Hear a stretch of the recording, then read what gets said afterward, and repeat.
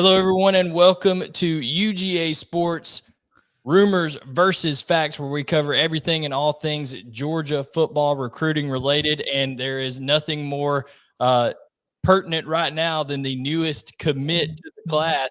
And if you're watching this, you're going to get a treat here because you are going to get a live exclusive interview here with Mr. Sean Washington, the newest commit to the Georgia class of 2022. Sean, congratulations on being the newest commit. What's it like to be a Georgia Bulldog right now? I feel great. So what I mean, you've had a long process here. Talk to us a little bit about what this last year's been like for you. You mentioned in your announcement, kind of overcoming a little bit of adversity, and then this journey. Just kind of talk about it, that journey leading you to UGA. Well, at the beginning, like when I, found out, I gotta sit out to get my grades right. That it messed with me at the beginning, but I got the work done, and just kept working out, and everything came together. Absolutely. Clyde, when this is Clyde Alexander, by the way, who is with Edge Assassins and is also the longtime trainer and mentor of Sean Washington. And Clyde, you've worked with Sean for a long time. What what has it been like for you seeing him grow with his game, his technique, and also as a young man through this process? The one thing that I was actually reflecting on the other day, I'm extremely proud of.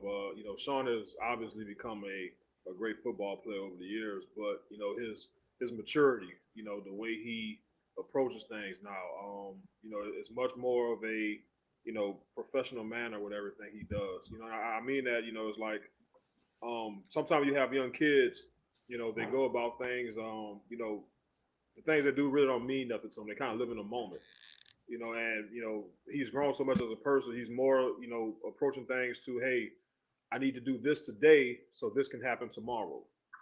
So he's more aware of his future, and that's the one thing that I'm most proud of. Yeah, it's definitely been a journey he's had to come over. Not only the stuff like you mentioned, Sean, with having to sit out this year, but also got hit by a hurricane down there, got displaced from your home for a little while. So big, props for you from being resilient and being able to fight through all that stuff. What was the message from Trey Scott and the Georgia coaching staff that drew you towards the University of Georgia?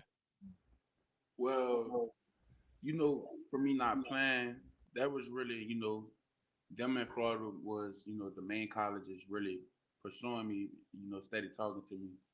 And Coach Scott always kept it real with me. So Yeah. So when what is their vision for you kind of at the University of Georgia? Have they talked about how you would be used in that defense? yeah, he talked to me about using me at the 3 tech and using me at the 5 technique too. Absolutely. And Clyde, with you've been around his game, you've taught him about pass rush and things like that. You know, did that message from Trey Scott does that match up with who you think that Sean is as a player, and what can people expect from Sean at the next level from a coach's point of view? Yeah, absolutely. The one thing that's always just stuck out with me from Coach Scott, throughout this whole process, he's a real guy. What you see is what you get. You know, I had a chance to actually talk to a lot of the guys that he currently coaches, and everybody speaks volumes of him. One thing that was impressive to me, I even asked kids, that's not necessarily in his room, kids like Cedric Van Pran, the tight end Washington, a couple other kids, even though they're not in his room, those kids speak volume, over what type of guy is his character. One thing I love about Coach Scott, he brings a lot of energy. He's real passionate about his players. He demands excellence, but at the same time, is more of tough love. It's like, hey, nobody wants you to succeed more than he does. And his whole thing is he's going to do whatever he needs to do to help you reach your dreams, as long as you're willing to come in and work. I told Sean a lot of way I actually coach kids. I see a lot of that in Coach Scott. And I kind of think that's why Sean kind of instantly gravitated towards him. A lot of things, a lot of messages we speak, it's like very similar. No doubt, no doubt. Now, Sean, going into this, you're not going to waste a whole lot of time, and we'll talk about your plan as you're going to get into this quick. But I think Jed has a question from me from a buddy of yours that ended up, small world, right? Ended up coming on the official visit the same weekend as you. So Jed, I think you got a question over there for Sean. Yeah, Sean, first of all, again, congratulations. I want to ask you about Dion Walker from up in Michigan. He's another guy, a really big defensive tackle. I think he told me 6'8", maybe 350 when I talked to him the other day. Just what is he like as a guy, as a player? Clyde, maybe you chime in too from what you know about him. And, could y'all see yourselves, teaming up at Georgia? Do they have room, I guess, in the class for both of y'all? Yeah, he a nice guy. The first time I seen him, we was at a camp out in Florida, and at first I thought he played O-line, but I seen him get at D-line, and I seen the way he moved, and I was like, he nice. So he. Yeah, when those two first met, man, it was more of how they say game recognizes game. They met. I was coaching down at the show camp at IMG with Coach Brent Williams. He runs the camp, and when Big Dion came over, they didn't have his size. The uniforms were color coded, so they didn't have his size in the defensive lineman uniform. So they had to give him one of the offensive lineman uniform. So the kid comes over. I'm like, hey man, the old line's on the other side. He's like, no, coach, I'm over here. And the kid, I never forget. He had on his goggles and everything, and he lined up at 1-3, and then Sean was at the other 3 because during the camps you have 5-man fronts, and like the whole camp, over those 2-3 days, those kids just wrecked shop. And he and Sean were the most dominant defensive linemen out there. And it's just like from there the relationship just kept on, kept growing. Absolutely. So 2 big guys over there on the defensive front. Georgia definitely, they had Walker in for the same official visit weekend as you, Sean, there for Charleston Southern. And, you mentioned something to me when we were talking before about the Georgia fan base. Tell everybody kind of the role that the Georgia fan base had in this decision for you. All right, so they play. What's the team? That's Charleston Southern. Hey, it's okay. It's easy to forget that one. That was the. So just I know that's the team not as good as Georgia. So I like how the fans they show love to the seniors because it was senior day, and they just kept the energy up in there. Yeah, Clyde, I think you were saying too that it was like it's blowout. It's there in the fourth quarter, but normally when you have a dominant Power 5 team like that playing against a lower level team and it's a blowout of that nature, normally fans, at halftime, everybody starts to kind of file out into the parking lot and, go tailgating. But, from the first quarter to the last snap, the fans never left and they were just as loud, rooting on those second string and third string guys as if they were the starters, and then Big JD had a special moment in that game. He kind of went over and led the band as a drum major, so that was kind of cool. And he got to carry the ball. Sean, did you go to Kirby's office after that and say, "I want to carry the ball"? Yeah, I want to do that. Don't get him started, man. This dude has been saying he can play quarterback for about 6 years now. Like, please don't get him started. Linebacker. Absolutely. Well, just a couple more from you here, and you got a bunch of the Georgia faithful right here. Sean, welcome you to Dog Nation here. There's a lot of people excited about you joining in, and wanted to say, when it came to that meeting with Kirby Smart after on that official visit weekend, that message to him, when you spoke to him, he told you there was a mutual agreement there. What was that moment like when you and Coach Smart were on the same page and you knew you were going to become a Georgia Bulldog? That was something I was waiting on when he told me. So I sat there and I told him that I'm ready to close this thing down, and he was like, just soak everything in during the weekend, and we could announce it during the week. Absolutely. Well, and you're like I said before, you're not wasting any time. What are your plans? How soon are you going to be getting to Athens and getting this thing going? Well, I'm going in for the bowl practice, So in December, and I'm enrolling in January. So I'm ready to get this thing started. No doubt. And I know Dog Nation is ready to see you there. This is a big, 6'5", 295-pound guy at defensive tackle, just adding in more depth to that room. We certainly appreciate you joining us, Clyde and Sean. But Sean, I can't let you get out of here without asking you two last questions. One, who you got your eye on, who you going to try to recruit to come to Georgia with you, and two, give us a little prediction there for the SEC championship game this weekend. I gotta bring my dog Dion with me, and I'm gonna talk to Shaz. I hear you. It's a couple people. We're gonna do some recruiting. There we go. So he's already starting to do some recruiting. And what do you think? What do you think the score is going to be this weekend, Georgia and Alabama?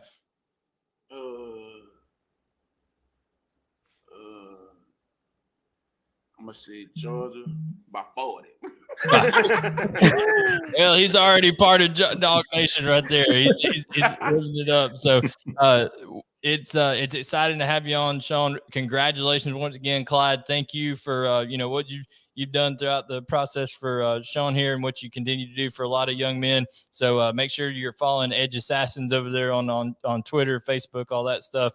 And Sean, we'll put all your social media information down here too, so you can follow the newest Georgia Bulldog. Thank you guys for joining. Thank you, Blaine. All right, we'll see you guys. See you guys. Thank you. All right, so we had Sean Washington right there, the newest commit to the 2022 class. Trent, you've watched Sean's film. What do you think about this young man? He was saying Trey Scott could see him even playing some 3 technique, even sliding out to 5 and some bigger personnel packages. He's got some athleticism to him at that size. Yeah, and he said before we got on air that he was at 295, and he was even looking to get lose a little bit more weight. So I think he could play 3, slide out to the edge, play 5, or he's versatile enough. You play him. He's not the type of lineman that has to come off the field. Like big Jordan Davis comes off the field and nickel or dime when on 3rd and longs. He's not the type of lineman that can come off the field.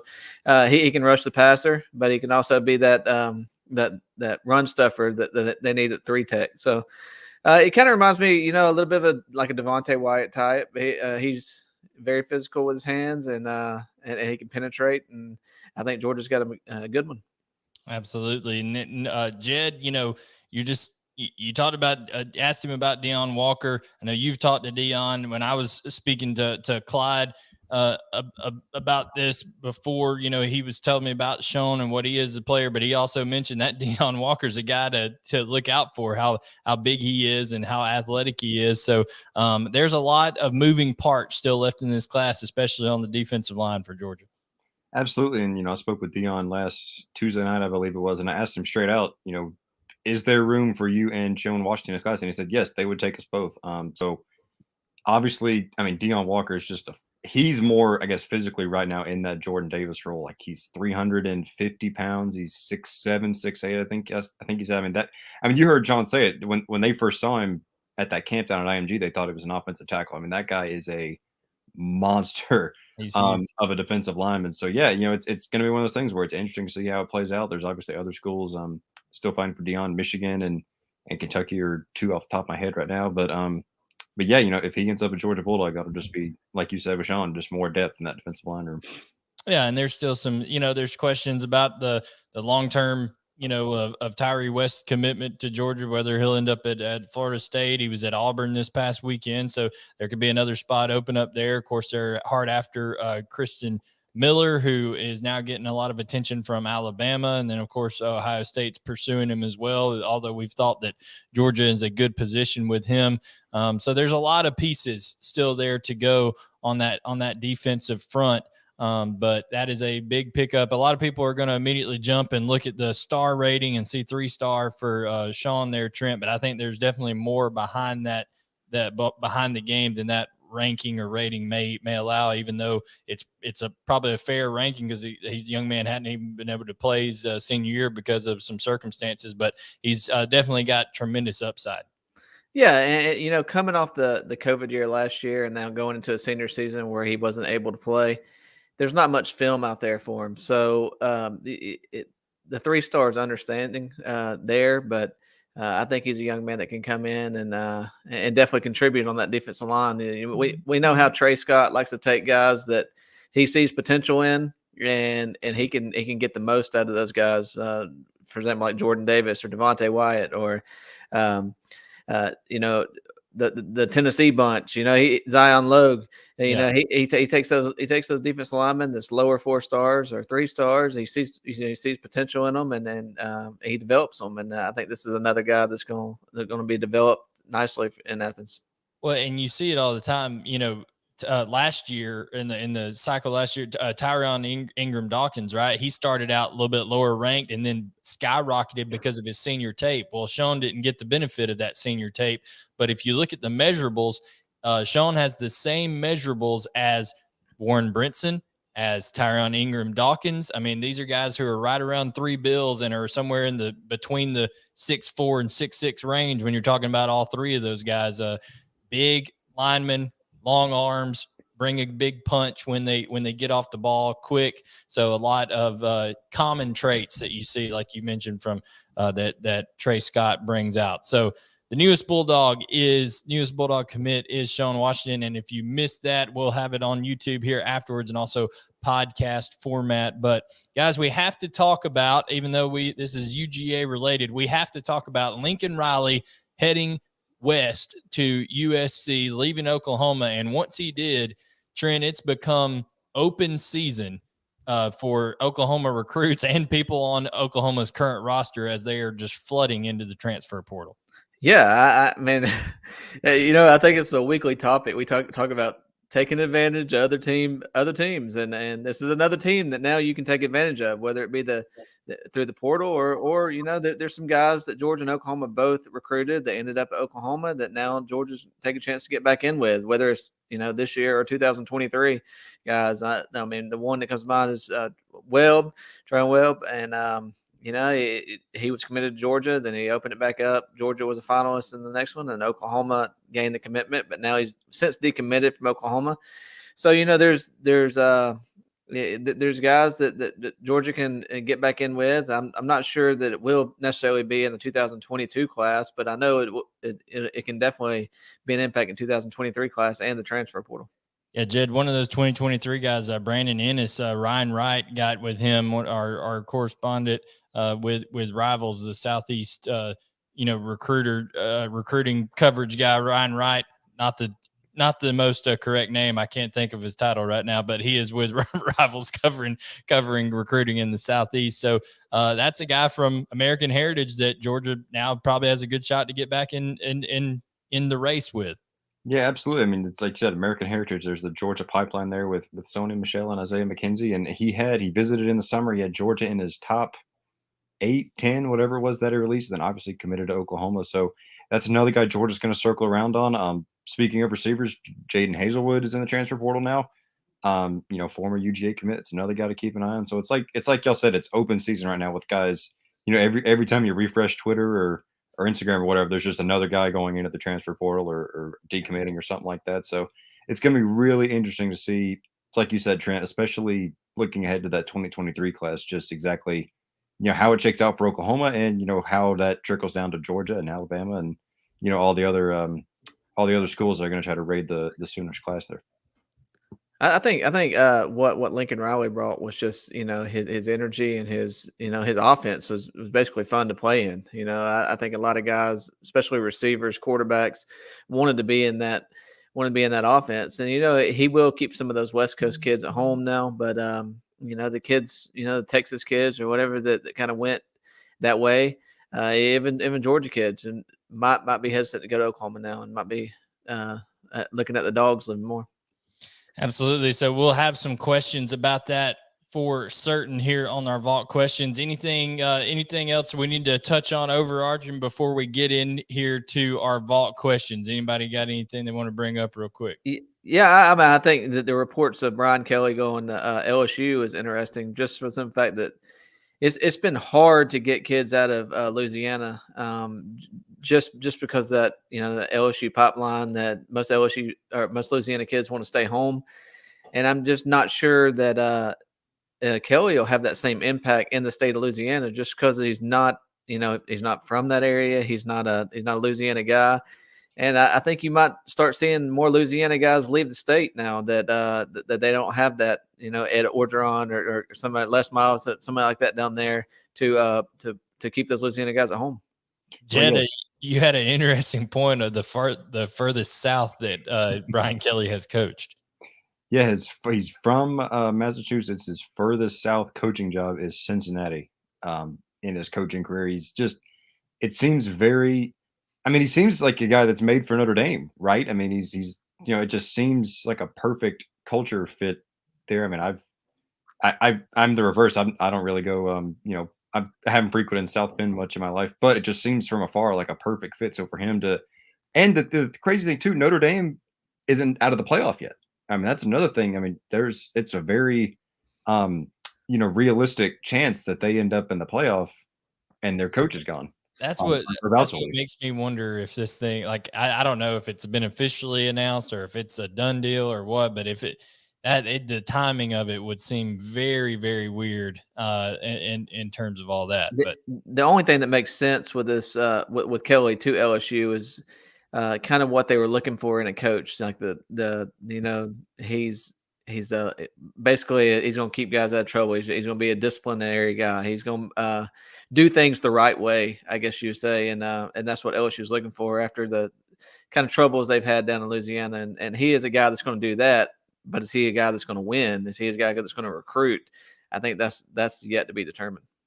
Yeah, so it'll be interesting, and that will impact recruiting because remember, everything leads back to recruiting, and no one is doing it at a higher level than the University of Georgia right now. Not only are they number one in the AP poll in the season, number one in the CFP poll heading into the SEC championship game, but now they have the number one ranked class in the class of 2022, the number one ranked class in the class of 2023, and that is just highly impressive and speaks volumes about what this Georgia staff thinks about recruiting, because recruiting is how they've gotten both through the portal and through high school recruiting to the position they are in right now. So with that, we're going to jump into some vault questions. I've had to shorten some of these up. Some of you guys are writing books over here. I can only fit 200 characters in here on the questions. So remember that when you're typing them on the vault. But J Webb 79.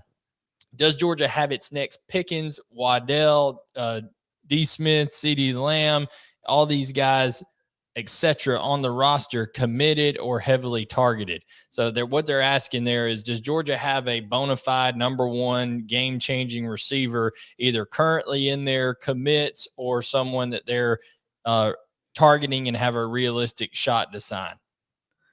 I mean, does anybody else have a tight end like Georgia has? I mean, if you can go into this all day. I think Georgia has capable wide receivers, and I think they have some good wide receivers committed, but they also have the best tight end in the country, and they also have another top 5 tight end in the country, in Darnell. So I think that Georgia doesn't necessarily need to have a George Pickens or a CeeDee Lamb because of the 2 tight ends they have, but they need to have receivers that can stretch the field, and I think they have those on the roster. And I think you will see more out of A.D. Mitchell. I think A.D. Mitchell has really flourished as a freshman. I think he's had some games where he's looked like a freshman, like last week where he's had the drops. But I think A.D. Mitchell is very capable of taking that George Pickens label and running with it. And I think Georgia's got some guys committed on their on the commit list that is going to be play big parts in Athens. I think they could more guys that can stretch the field. Two-parter for you along those lines, Jed. One, you've seen Denylon Morissette play a good bit, in person, but this summer, North Cobb, things like that. What kind of, they're getting a pretty good one there. And then also think about, as Trent just mentioned, with not only having Oscar Delp joining side by side by Brock Bowers next year, but the year after that, you add Pierce Spurlin into that mix, and that is going to be a trio of tight ends that's unbelievable. Yeah, on to Nylon. I mean, that's a guy that I think he is the closest thing to the game-changing receiver or dynamic, like whatever, buzzword you want to use for this 2022 class. He's physical. He's obviously very explosive. He's got good hands. He's kind of the most complete receiver in this class. And Blaine, the guy you've been high on all along is Dylan Bell too. Yeah. Another 3-star guy that, could be in line for a higher ranking, but either way, I guess, is playing above that ranking. As far as the tight ends, yeah, like you said, it is, I can't remember which story it was, whether it was Pierce or whoever, but that 2023 tight end room for Georgia, Brock Bowers, Oscar Delp, Pierce Spurlin, maybe a Lawson Lucky or a Neo Avery, whoever else might complement that 2023 class. Theoretically, Darnell Washington could still be in Athens. I mean, it's ridiculous the job Todd Hartley has done filling out that room, adding dynamic, game-changing guys, and then developing them. And let's be honest, I mean, who expected Brock Bowers to come in and be the best tight end in the country year one? And he's done nothing short of that, no matter what the Mackey Award has to say. So it's incredible what Georgia's tight end room is right now and what it's going to be, over the next few years. No doubt. And another thing that's amazing, guys, Dead Soxy, they're a sponsor here of this show. Make sure you're checking out. They did a 56% discount when Georgia scored 56 on Charleston Southern a couple of weeks ago. I'm sure Roddy's working them for some deals as the SEC championship comes along here. But if you want some quality socks that you're not gonna have to worry about them falling down, they've got that grip technology at the top. They're very, very comfortable. A lot of Georgia gear. They've partnered with 7-6 Apparel over there, the also partners of UGASports.com. So check those guys out. Dead Soxy, go get some of your gear. They've got Georgia socks, the kind of pixelated 34, old school, almost Tecmo Bowl type character on there, one of Herschel Walker on there, and some other cool options. So check out Dead Soxy. They are a sponsor of the show, and we really appreciate it. Now, moving on to the next question, we talked a little bit about the Oklahoma fallout. Jed, go ahead and read that one off from J-Doggy for us. It says, with the fallout of Lincoln Riley to USC, does UGA have a realistic shot of any of OU's commits in 22 or 23 or anyone on their roster currently? And he adds the hashtag poach season. Very good. Poach season. So poach season. Trent, we've talked about Trayon Webb, formerly committed to Georgia, now formerly committed to Oklahoma also. So he is decommitted from 2 schools now, and we will see if Georgia gets. He was at the Charleston Southern game, very quietly came in. I saw him sitting up there, and he's kind of. This was before Lincoln, right? He kind of pulled the Travis Hunter, right? He was looking at me, and he was like, to take a picture, and I was like, I don't care. Just took a picture anyway. So right there, saw him at the Charleston Southern game. Brandon Ennis, of course, and then Trent. Anybody on their current roster that you want to name off there? Well, I mean, of course, all eyes would be to Caleb Williams and Jaden Hazelwood, who was one of Oklahoma's top receivers this year, who I guess will be a senior unless he redshirted his first year. I'm not really sure what he'd be, but he'll be in his 4th year just because he came in the same time George Pickens did. Well, he tore his ACL, right? So didn't he? I think so. Out a whole year. I don't know what I don't know when he set out, but I know that Hazelwood could come in and contribute and be an upperclassman in that wide receiver room for Georgia, especially with them being young in that room. Especially if next year, if Pickens does indeed go to the NFL and you lose Kyrus Jackson, you lose those guys. So Hazelwood would be one to watch. I think Caleb Williams might follow Riley to USC. We'll wait and see on that. But, I mean, there's some guys on that roster. Oklahoma was definitely not short on talent. And I think maybe Mario Williams if he enters the portal. Yeah, I think Georgia will explore all the options and look and see if there's any fits that hit the portal on that roster and move on from there. But there's some potential for some movement there and for Georgia to make a move.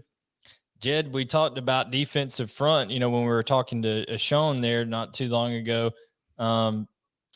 Hero Kanu, Oklahoma was a big reason that I think people felt like him and them in Ohio State were a big reason that that Hero may have been trending away from Georgia a little bit. This may bring Georgia more into an even playing field for Canoe. Absolutely. He had a tweet last night. I was trying to think of something along the lines of like, "I can't believe this," or "Who saw that coming," or something like that. So it definitely, you can't say that it eliminates Oklahoma necessarily just because you never know in recruiting, but it certainly seems like it would be UGA and Ohio State right now. It gives UGA that window to get back in, make that renewed push, and you know, never say never. It's obviously I felt like Ohio State was kind of the leader there, maybe more so than Oklahoma, but you never know with Oklahoma, kind of taking a back seat right now. Georgia could, have that window to get back in. And you got to remember when they hit transfer portal, doesn't necessarily mean they're leaving. It means they can kind of explore their options and receive phone calls from other teams, and they can wait to see who Oklahoma hires, see if it's a fit for them, and see if then they can make the decision whether they want to stay or whether they want to move on. There you go. So here we go. We got CTS 44044 with the fallout. Okay, we've already talked about that one. I think I copied the same question. Okay, here we go. What's up, dog? Will we flip or sign any other committed/uncommitted 5-star recruits going forward in the 2022 class? If so, who's your best guess as to who it would be? Well, right off the bat, 5-star commit, I'm thinking, my mind goes to Luther Burden and it goes to Travis Hunter. Those are the guys that everybody's talked about that Georgia's not going to quit their pursuit of till the end. We'll see what happens with those guys other than 5 stars.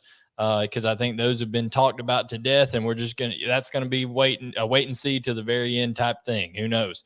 But Trent, are there any other guys maybe that come to mind? Not necessarily even 5 stars, but guys that are committed elsewhere. Period. That Georgia will be in hot pursuit of. Well, you have trying to think. You got the Marcarius White. Use the proper name. Let's go Squirrel. It is Squirrel. You got Squirrel, Ulysses. Georgia's going to be pursuing, like, with all the coaching movements, they're going to be pursuing, commits on other rosters, or on other teams have pledged. So anything that we thought we knew about this, Trent, anything that we thought we knew about the shape of how this class was going to go down with all this crap storm getting thrown in 3 weeks before signing day, it is going to be open season, not only on the portal, but in commits, and it's going to be crazy. Well, like the Oklahoma commit, name slips my mind, running back that just decommitted from Raleek Oklahoma. Brown. Huh? Raleek Brown. Right? Yeah. I mean, Georgia reached out to him within, 2 seconds. 2 seconds of him decommitting. Georgia's got 2 running back commits. Everything can be thrown up, and you might as well take a paper, rip it up, throw it up. Who's going to be in this class? I mean, right now, everything's up for grabs because, there's so many moving parts going on right now. And it'll be interesting to see who Georgia gets on campus the weekend after the SEC championship game for an official visit, because then you're going to start seeing realistic options of who Georgia's going to close with, because there's going to be a couple surprises on campus that last weekend. Well, I was just going to chime in, Blaine, and just say, and speaking of running backs, Damari Alston, the Auburn guy too, they let Mike Bobo go, and I know we talked, or Ryan or somebody talked to him and said Georgia's been recruiting him hard. That's another. It's like you said, Trent. You ball up the paper, you throw it out, you light it on fire, like you do whatever you want to do, because no one, with all the changes now and in the couple weeks coming forward, no one really has any idea. Mike Bobo no longer at Auburn, so who knows what happens with some of those commits. I just wonder if they can wrap up the deal for Bobo to be an offensive analyst at Georgia before the kickoff on Saturday, because it wouldn't be that hard of a deal to get him in there. But when you're talking about all this movement, Jed, I just want to voice my displeasure with Lincoln Riley and Brian Kelly and all these guys for now making us have to work a whole lot harder. There's going to be a lot of phone calls, a lot of text messages, a lot of digging to try to figure out what's going on with some of these guys that may not have necessarily even been on the radar here in the last couple of weeks. Recruiting never sleeps, man. They didn't lie. Rowdy told me that when I took the job, and I didn't believe him. And it's truer now than ever. That's what I tell you. You better get some sleep, during football season or during the spring, because when it comes the last 2 weeks before signing day, there ain't much sleep. There we go. Trent, we talked about Squirrel White there as a guy who could possibly flip to Georgia. He's currently committed to Tennessee, and that's another. Who knows? Oklahoma may hire Josh Heupel. We don't know what's going to happen, and then Tennessee's commits would be up for grabs. But what kind of player is Marquarius Squirrel White? I know you've watched a lot of film on him. Yeah, he's just, he's speed for one, but I more than speed, a lot of these receivers who got just straight line speed are a little stiff in the hips, and he's not very stiff. He's very elusive, especially after the catch. He's a small guy. He's probably 5'9", but he's more of an Isaiah McKenzie type. He's probably a little faster than McKenzie, but he's got the what they used to call him, the Human joystick. Human joystick. He can move. That's the thing about that. What I like about White is his ability to his hips. He doesn't have stiff hips. He's able to cut on a dime and make plays after the catch, and that's what Georgia's looking to. Somebody that can extend the field, and just a playmaker in that offense. And I know Monken is keyed in on White as a potential, and he was on campus a couple weeks ago. Yeah, he was there for the Charleston Southern game. I was watching the quarterbacks take snaps in the end zone, stats a minute with Von Prawn. That's always the question: who's taking the snaps with Von Prawn? Because that seems to be put to bed now. But I look to my right and I see a kid with an official visit tag on, and his official visit tag says Squirrel on it, and that's all it said. So I was immediately intrigued. So I went to look, and then he gets away so fast I couldn't take a picture in time. And I posted my photo gallery on the vault, and I told people, hey, I'm still trying to get a good picture of Jaden Wayne and Squirrel White. They were moving around, and people were commenting on there. Don't worry, squirrels are notoriously hard to get good photographs of and things like that. So the vault was having fun with it. And if you are not a member of UGA Sports right now, you can get a deal and a half, right? Because I believe that it's an 80% discount off the first year, right, guys? Is that am I crazy for trying to remember that, or is that the percentage there? That's correct. I think it's $20 for the first year, and the promo code is Rivals 2021. So if you go to UGAsports.com and just try to sign up, it is Rivals 2021, and like Trent said, it comes out to about $20 a year.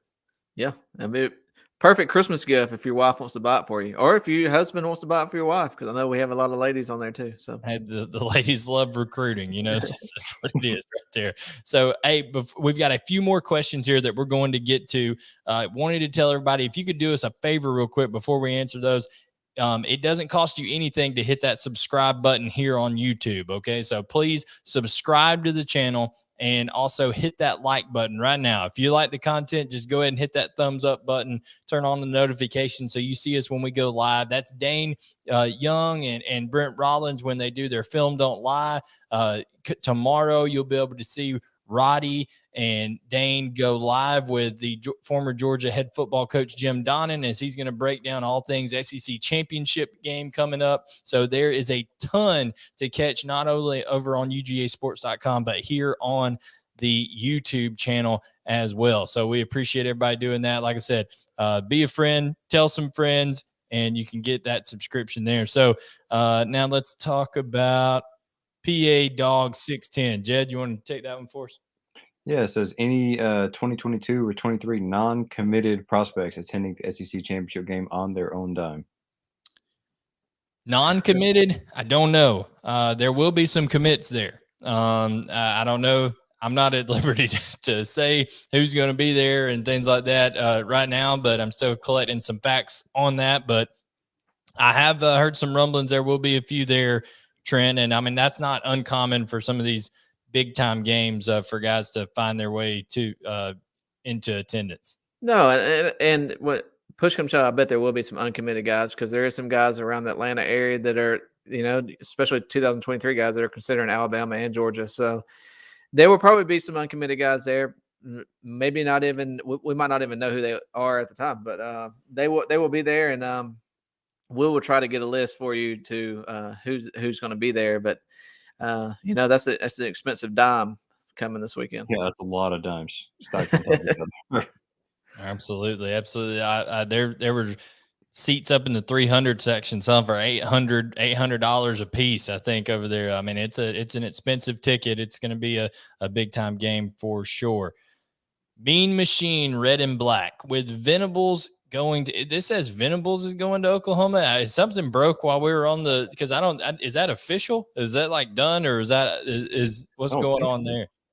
We need we need Ben Bachman to update us on that. Ben Bachman is keeping up with everything coaching search related over there. So if that is true with Oklahoma, obviously they would fortify their defense, and they're probably able to recruit defense much better. I don't know, how that would help them in offensive recruiting, because just look at Clemson's offense this year. It's not like he can piggyback off of saying, hey, I was around that, because it is a bad time for anybody even associated with Clemson to go be trying to find a job, I guess, unless you're Brent Venables trying to go back to Oklahoma. But I have not seen that reported officially.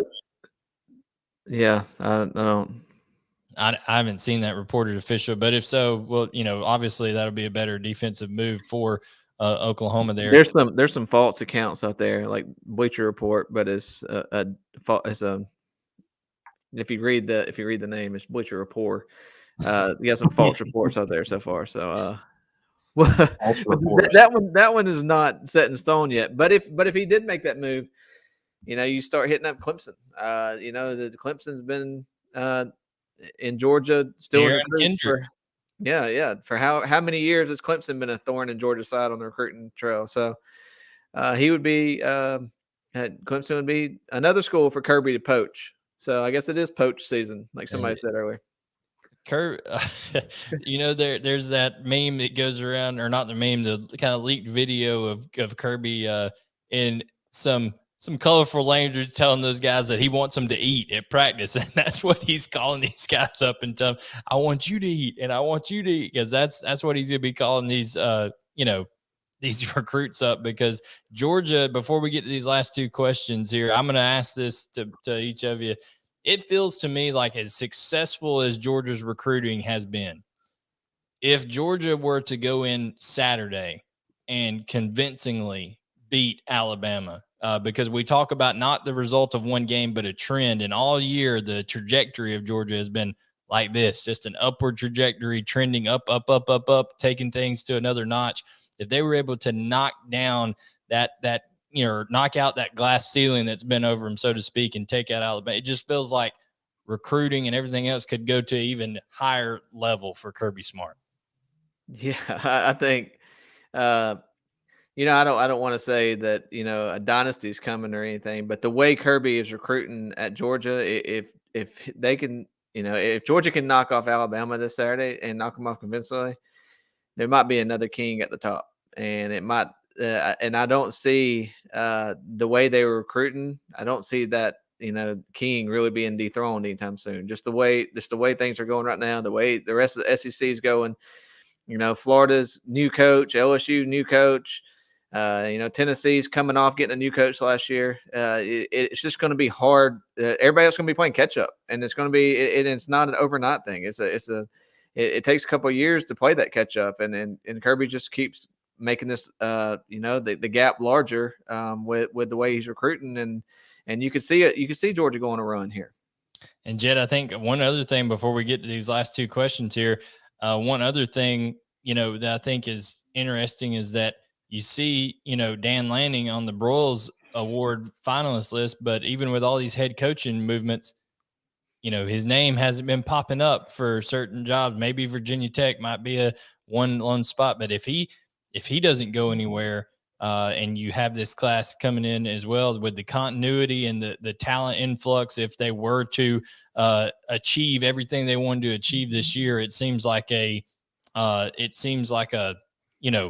kind of a Death Star, so to speak, would being built there in Athens. Yeah, I mean, I think Lanning is definitely one of those types of guys where he doesn't need to jump at the first available job because it's open, right? I mean, he can hold out for the job that fits him the best. And like I said, there's no reason to jump ship in Athens, because just for kicks, I think he's got a chance to really find a job that fits him, whether that's this offseason, whether it's next year, whether it's 5 years from now. There's no one really to say. But yeah, the longer he stays, the more Death Star-ish this program, this defense really becomes. No doubt. And I think that's what, guys like Kirby, staying in Alabama for so many years, he really raised his stock.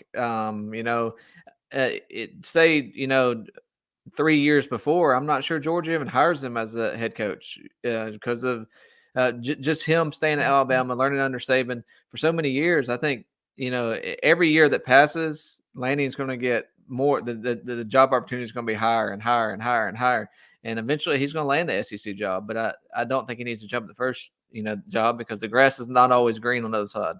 You land at a Duke or you land at somewhere, it's a dead end job, really. So. Well, we're seeing all these people pop up here in the chat saying that it's a done deal now, Kelly to LSU. So it must be broken while we're talking here that it's going to be done. So that would be an interesting hire, so to speak. But last couple of questions here. Croaking 1, 2, 3. Between the three currently committed, do you think they all stay committed, or would we blue/gray shirt candidates in terms of, I think they were talking about wide receivers there, and the odds of getting, Stewart, Preston, Squirrel, Kojo, and Burden.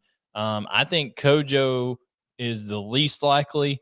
I think Shaz Preston is the one that they probably the combination of want the most and have the most realistic chance to sign. Evan Stewart, I don't really know, Trent, how that's going to turn out. Squirrel, we've talked about him, and then Luther Burden is not over to the ink dries, right? It wasn't Evan Stewart, Oklahoma too, considering Oklahoma. And a lot of schools there in the West, Midwest, Texas A&M, along those lines. So it'll be interesting to see what happens there with Evan Stewart. Hey, here's what I can tell people: watch who shows up the weekend of December 10th through 12th. Whoever shows up that weekend, 3 days before the early signing period, Georgia has a really, really good chance. And this is a staff that, you're going to look back on this staff in about 5 years and be like, this staff was elite because, you'll have Dan Lanning. He'll be a head coach somewhere. There's going to be multiple head coaches from the staff. Dale McGee could be a head coach. So this is a staff that loves to recruit. They're just tireless recruiters, and you can't work for Kirby unless you are that. But I think you're going to look back and look at the staff, and they're going to take advantage of these situations. So, like we said, look who's visiting December 10th to December 12th. I mean, Isaiah McKenzie never visited Georgia, and he signed with Georgia.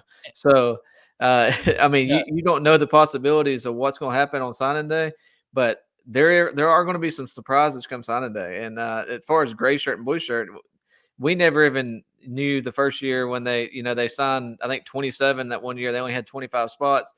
There was a couple that ended up getting gray shirted or blue shirted or green shirted or whatever it is. So those could be possibilities, and those might not even, we might not ever know who those are, but it is that is a possibility. But it's going to be exciting. This last 2 weeks going to be exciting.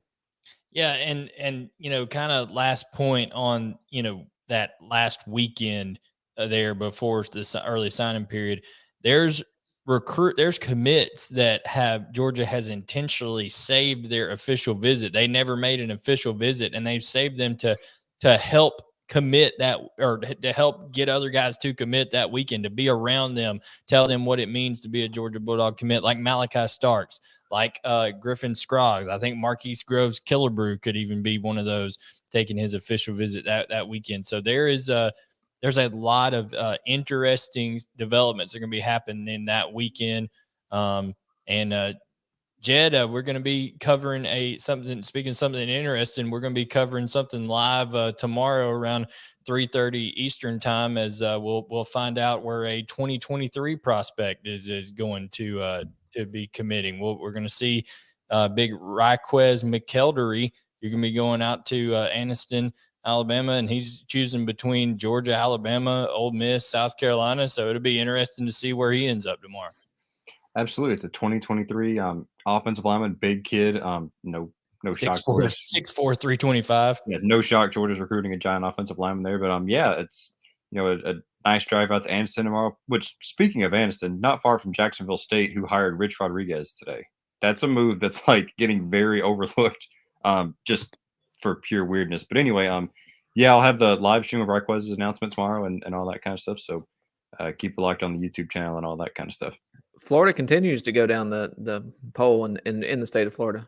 Yeah, it's a big fall there. But hey, people who are asking it in the chat on YouTube, we're not answering y'all's questions really in there. We answer questions for members of the UGA Sports Vault on this show. If you want to be a member of the Vault, there's a great deal going on now.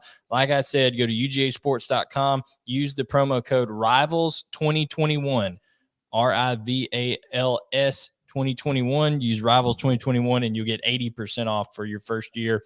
For Jed May and Trent Smallwood, I am Blaine Gilmer. This has been Georgia Recruiting Rumors versus Facts here on the UGA Sports YouTube channel presented by Dead Soxy. Hit that like button, turn on notifications, subscribe to the channel, and we will catch you next Monday for another edition of Rumors versus Facts, because as Jed said, recruiting never